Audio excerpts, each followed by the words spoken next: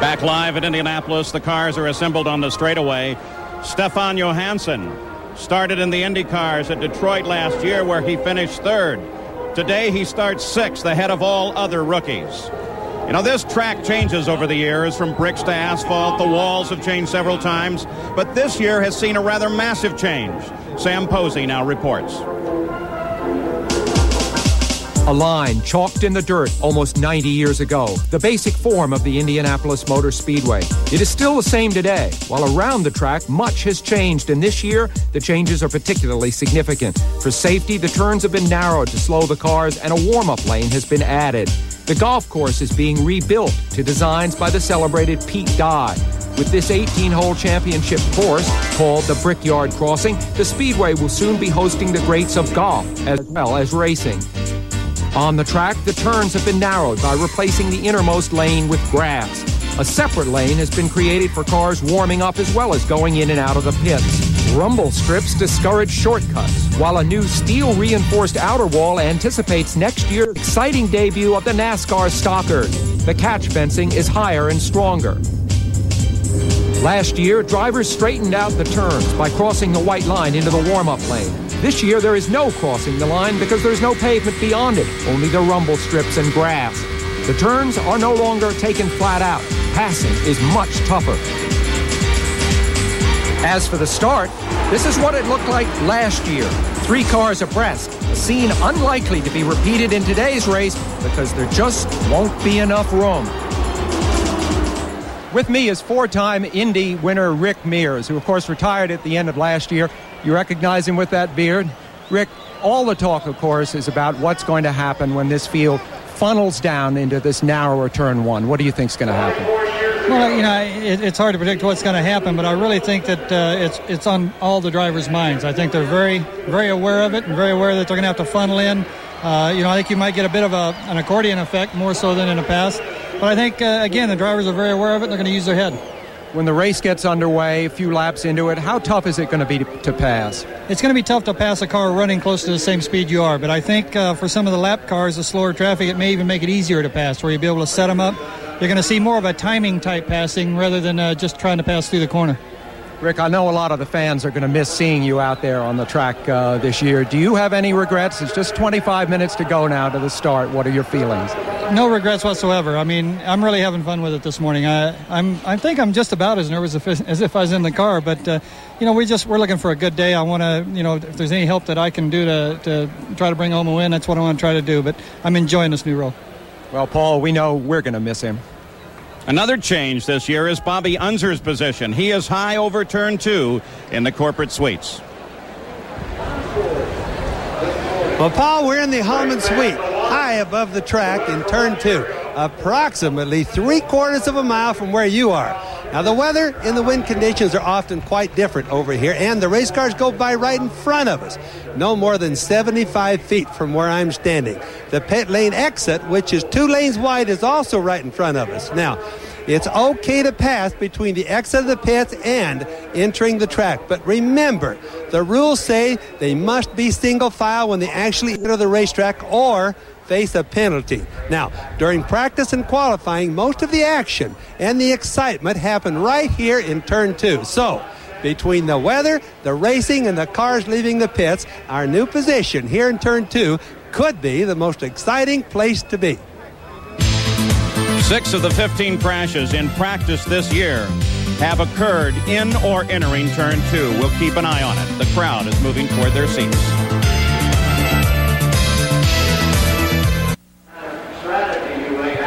Back live at Indianapolis, covering the race today is the Goodyear Blimp Spirit from Akron, Ohio. This is the 25th year that a Goodyear blimp has carried a TV camera over Indy, and she floats over the track right now. Well, here in the pit area at the Indianapolis Motor Speedway, I'm with Bobby Rahal, the defending PPG Cup champion. And, Bobby, your emotions just must be running awry today as you stand here watching your colleagues move toward their cars. Yeah, I feel pretty strange. I'm not sure what I feel, but I feel strange. And I guess if there's anything that really strikes me is I'm not ready to be down here. What are your plans now for the remainder of the season? Well, as you know, we bought 2 new Lolas, so we'll have those in Milwaukee. I mean, we can still win the championship, and that's where we're going to commit ourselves to for the Miller people and everybody on our team. And, we're going to continue to, I think, explore the concept of doing our own chassis. And we'll go from there, but we'll be running Lolas the rest of the year. Well, Bobby Rahal, we wish you were in a race car here today. It's good of you to come by and spend some time with us. He's not the only one. There are some others missing in action today. Mears, Foyt, Michael Andretti. Look what they account for in this field. Amazing record of those who are not here today, but a new record will be written. 6 times a rookie has won here at Indianapolis. There are 5 in the field today as Paul Tracy now begins to get ready. 14 times the race has been won from the pole, the most of any starting position. The drivers already beginning to suit up to move toward their cars. The formal ceremonies are now just seconds away, leading up to the start of the engines. Let's join the public address system here and its chief announcer, Tom Carnegie. Present nationally famous Florence Henderson with the Purdue University All-American Band and our national anthem.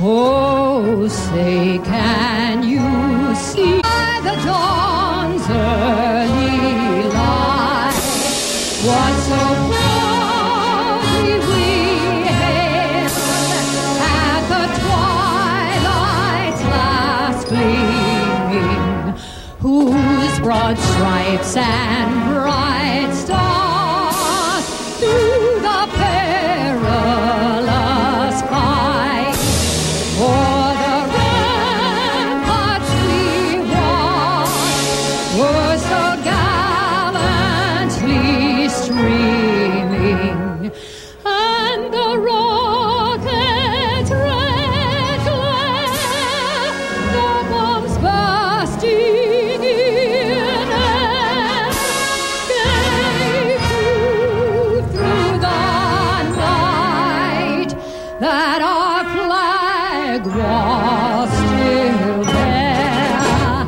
Oh, say does that star-spangled banner wave for the land of the free and the home of the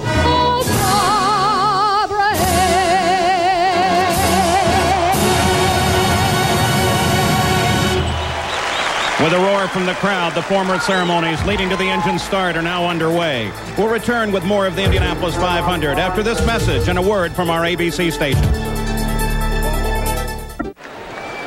Ladies and gentlemen, would you please remain standing for a moment? We ask your silence for a moment. On this Memorial Day weekend, we pause here in a moment of silence to pay homage to those individuals who have given their lives unselfishly and unafraid to make it possible for us to witness as free men and women the world's greatest sporting event.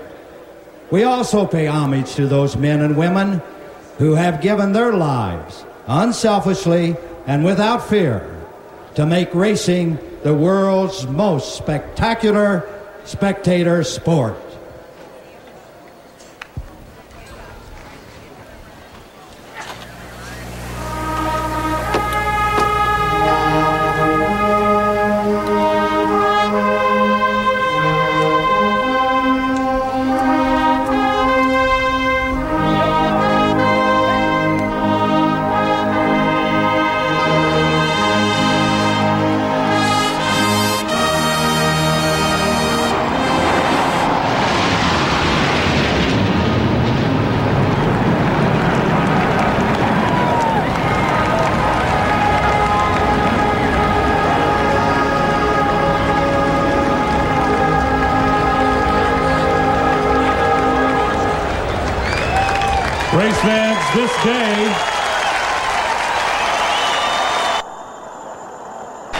Race fans, this day is all about magical moments.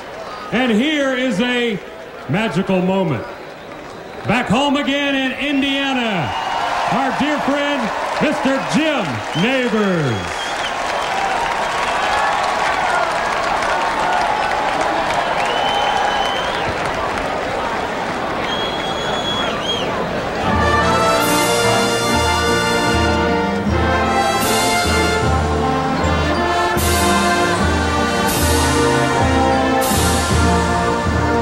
Back home again in Indiana, and it seems that I can see the gleaming candlelight still burning bright through the sycamores for me. The new morn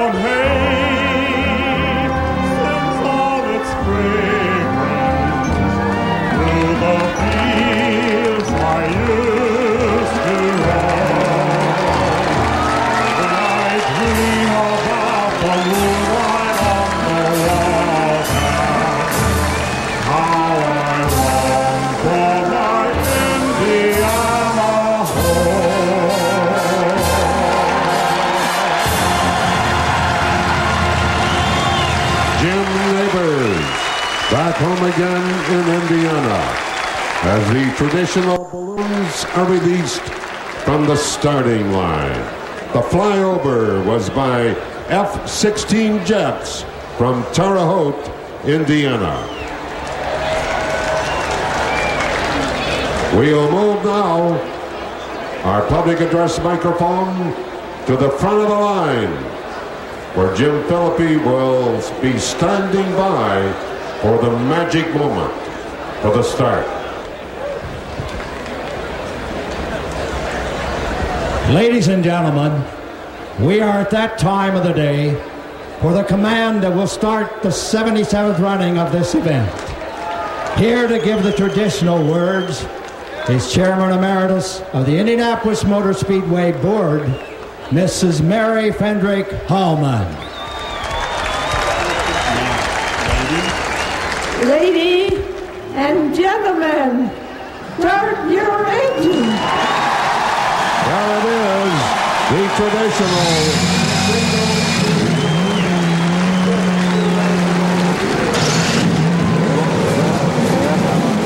representative of the engine start. Each roars out a challenge now.